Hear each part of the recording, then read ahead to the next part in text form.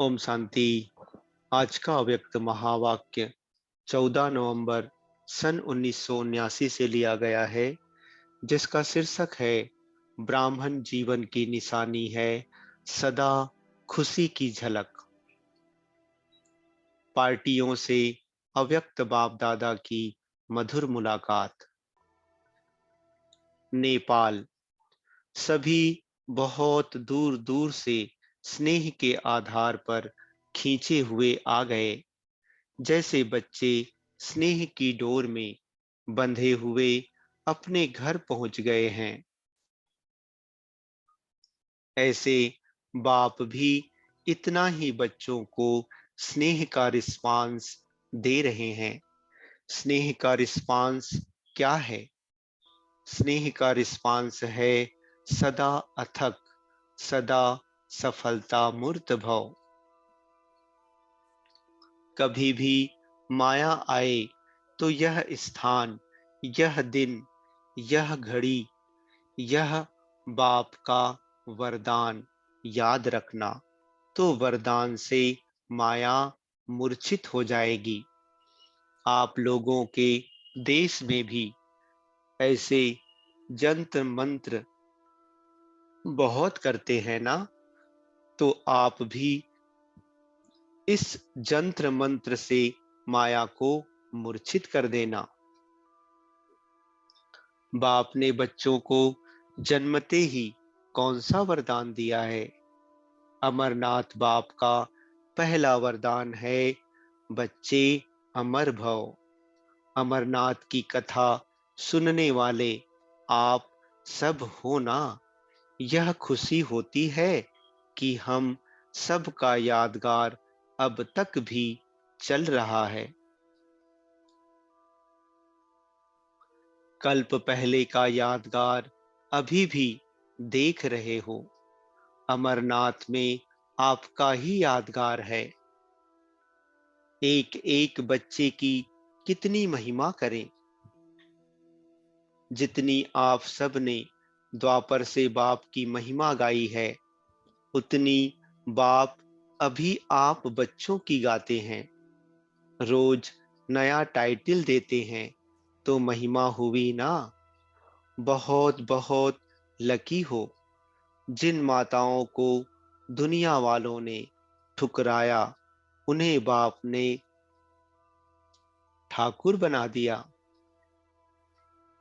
तो माताओं को तो बहुत खुशी होनी चाहिए।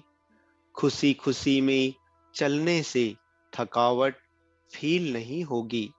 हर ब्राह्मण बच्चों के घर में बाप का यादगार अर्थात गीता पाठशाला जरूर होनी चाहिए।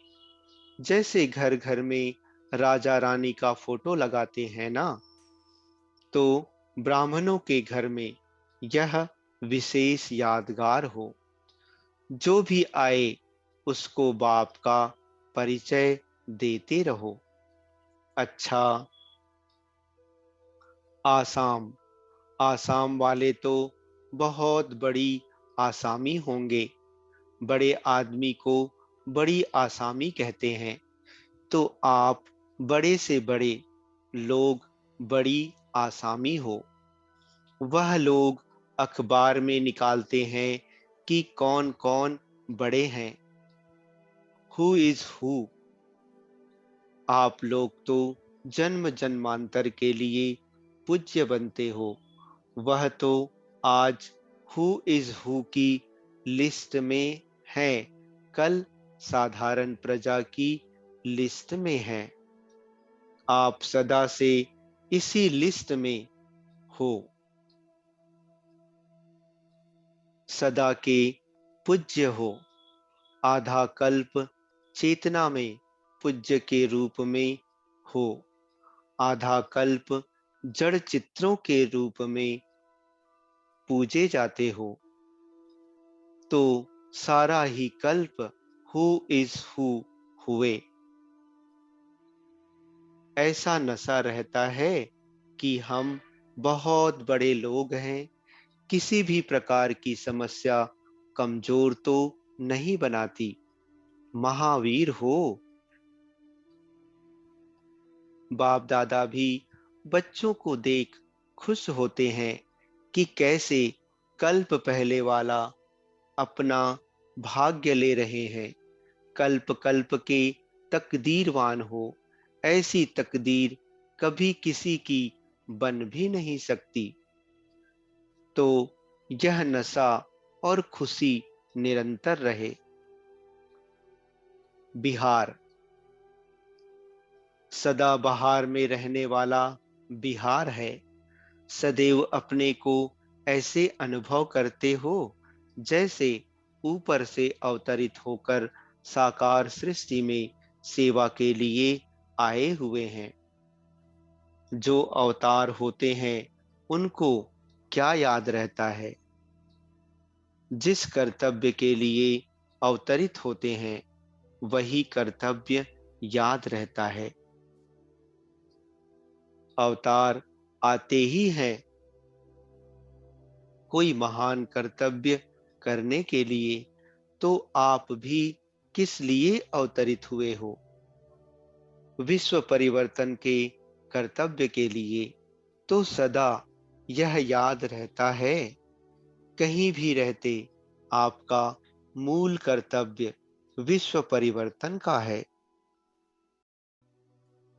चाहे कोई भी धंधा करो, घर का कार्य करो, लेकिन याद क्या रहना चाहिए? परिवार या परिवर्तन? परिवार में रहते हो तो किस लक्ष्य से रहते हो? यही लक्ष्य रहता है, यही लक्ष्य रहता है ना कि इनको भी परिवर्तन करना है। गृहस्थी होकर नहीं, सेवाधारी होकर रहते हो। सेवाधारी को सेवा ही याद रहती, बाकी सब काम निमित्त मात्र हैं। असली कार्य है विश्व परिवर्तन का। विश्व परिवर्तन वही कर सकते हैं जो पहले स्वयं का परिवर्तन करते हैं। पहले खुद को उदाहरण बनना पड़ता है, फिर आपको देखकर सब करने लग पड़ेंगे। तो स्व परिवर्तन कर लिया है ना? बाकी जो थोड़ा समय रहा है वह किस लिए? सेवा के लिए। अन्य की सेवा करते स्व की सेवा हो ही जाएगी।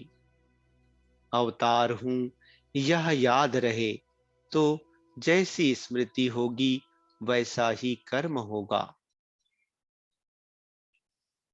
तो बिहार वाले बहारी मौसम लाने वाले हो। आजकल तो देश की हालत क्या है? कहाँ सूखा है, कहाँ बहुत पानी है। लेकिन अभी क्या करेंगे?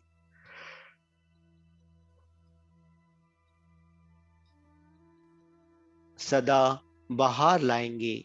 आपका ऐसा कर्तव्य देख सब आपको आशीर्वाद देंगे, सब नमस्कार करने आएंगे।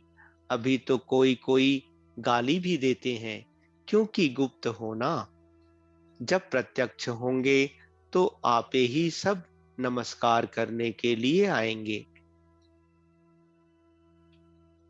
जितनी गालियां देते हैं उतने पुष्प चढ़ाएंगे। एक गाली के बजाय कितनी बार फूलों की मालाएं चढ़ानी पड़ेगी। जैसे बाप ने बहुत गालियां खाई तो पूजन भी इतना ही होता है ना? ऐसे जितनी गाली खाएंगे उतने बड़े पूज्य बनेंगे। इसलिए घबराना नहीं, मालाएं तैयार हो रही हैं। बंगाल अर्थात कलकत्ता। कलकत्ता निवासी क्या प्लान बना रहे हैं? मेले तो बहुत किए, अभी क्या सोचा है? अभी हर वर्ष में कोई नया प्लान बनाना चाहिए। कलकत्ता भक्ति मार्ग में भी मशहूर है। वहाँ की विशेषता है बलि चढ़ने की। जैसे भक्ति मार्ग की बलि मशहूर है, वैसे ज्ञान में महाबली चढ़ने वाले ज्यादा होंगे ना। एक तरफ भक्ति का फोर्स, दूसरी तरफ ज्ञान का फोर्स। मेले के साथ अभी और कोई विधि अपनाओ। जितना बड़ा कलकत्ता है, उतनी बड़ी आवाज हो। पुरानी गद्दी का स्थान है, तो और कोई ऊंची आवाज निकालो।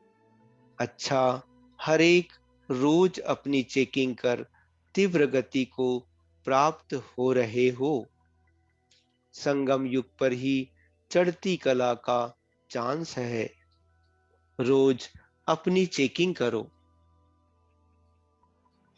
सिर्फ चल रहे हैं यह नहीं, लेकिन किस गति से चल रहे हैं। अगर तीव्र गति नहीं होगी तो फर्स्ट जन्म में नहीं पहुंच सकेंगे। हर कदम में पद्मों की कमाई जमा करते पद्मा पदम भाग्यशाली बनो। साधारण चेकिंग नहीं, लेकिन अभी महीन चेकिंग चाहिए। यह मरजीवा जन्म है ही प्रत्यक्ष फल खाने के लिए। किया और प्राप्ति हुई। अब मेहनत की जरूरत नहीं, फल खाने का समय है। अति इंद्रिय सुख की जीवन में रहने का समय है।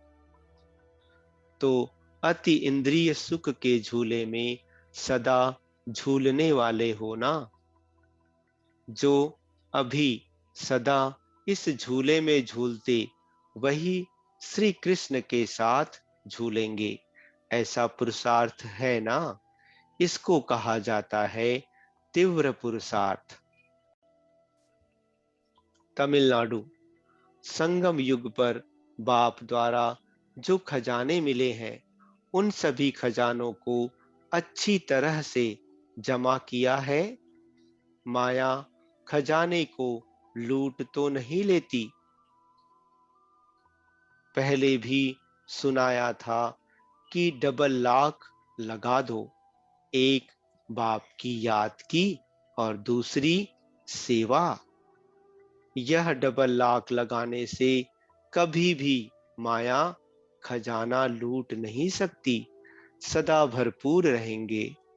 अमृत वेले स्वयं को मास्टर सर्वशक्तिवान का तिलक दो। सारा दिन तिलकधारी रहने से कभी भी माया सामना नहीं करेंगी। तिलक आपके विजय की निशानी है। अमृत वेले वरदानों का समय है। जितना अमृत वेले का महत्व रखेंगे, उतना महान बनेंगे। अच्छा, ओम शांति।